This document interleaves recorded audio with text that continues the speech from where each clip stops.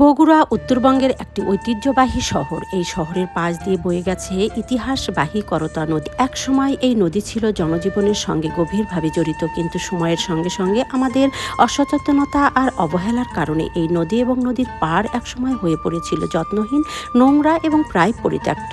একসময় করতা নদীর পাড় মানেই ছিল আবর্জনা স্তূপ, দুর্গন্ধযুক্ত পানি, দখল আর অযত্নে ভরা একটি জায়গা। শহরের মানুষ সেখানে যেতে চাইতো না, পরিবার নিয়ে সময় কাটানো তো দূরের কথা। এই জায়গাটা দীর্ঘদিন অবহেলিত ছিল, অর্থাৎ দেখাশোনার বাইরে পড়ে থাকা। সেখানে প্রকৃতি ছিল ক্লান্ত আর নদী যেন নীরব। কিন্তু পরিবর্তন একদিনে আসে না, পরিবর্তন আসে পরিকল্পনা, উদ্যোগ আর সদিচ্ছার মাধ্যমে। পরবর্তী সময়ে জেলা প্রশাসন, পানি উন্নয়ন বোর্ড এবং সংশ্লিষ্ট সরকারি উদ্যোগে করতা নদীর পুনরুদ্ধার ও পাড় সংরক্ষণের কাজ শুরু হয়। নদীর কিছু অংশ পুনঃখনন, পাড় শক্তিশালী করা, হাঁটার উপযোগী জায়গা তৈরি এবং পরিবেশ সুন্দর রাখার জন্য বিভিন্ন পদক্ষেপ নেওয়া হয়।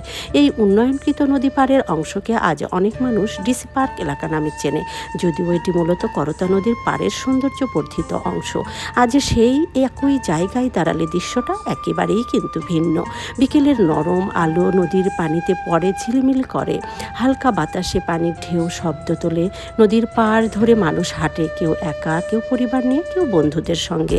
একসময় সেখানে দুর্গন্ধ ছিল, আজ সেখানে প্রশান্তির নিঃশ্বাস। একসময় যেখানে মানুষ মুখ ফিরিয়ে নিত, আজ সেখানে মানুষ সময় কাটাতে চায়।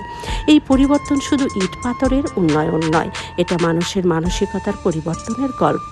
কারণ নদী বাঁচে শুধু প্রকল্পে নয়, নদী বাঁচে মানুষের দায়িত্ববোধে। করতা নদীর পাড় আজ বগুড়া শহরের একটি গুরুত্বপূর্ণ বিনোদন ও স্বস্তির জায়গা। তবে এই সৌন্দর্য ধরে রাখা আমাদের সবার দায়িত্ব।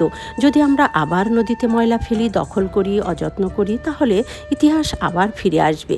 করতা নদীর এই রূপান্তর আমাদের শেখায় যে জায়গাকে আমরা অবহেলা করি, সঠিক উদ্যোগ আর সম্মিলিত চেষ্টায় সেই জায়গায় একদিন হয়ে উঠতে পারে শহরের গর্ব। নদী শুধু পানি নয়, নদী হলো ইতিহাস, নদী হলো প্রকৃতি, নদী হলো আগামী প্রজন্মের অধিকার। করতা যেন আর কখনো অবহেলার শিকার না হয়, এই হোক আমাদের অঙ্গীকার।